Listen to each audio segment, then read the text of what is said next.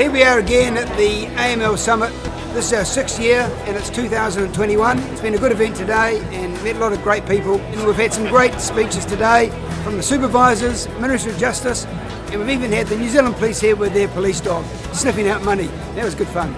Just to let you know, this is the target bag here. The dog's trained on a minimum odour amount of $40,000. He's just trained to search anywhere and everywhere. So we've got what we call an indication on the bag. And that's... So 3 years ago I last did this and I had no idea really what AML is. I think as a community we all now have an awareness of it. I certainly have a greater understanding, so it's really interesting to see how the issues have developed over the last 3 years, how the audience has grown, how the audience engagement has got bigger, and it's the best venue, the greatest venue in Auckland. I love it.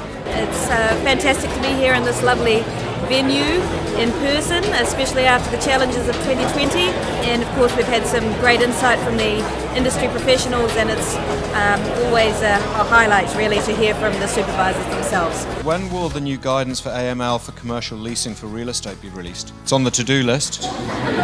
It is. It's a big list. We're looking forward to hosting this again next year in 2022 and looking forward to seeing you at the event.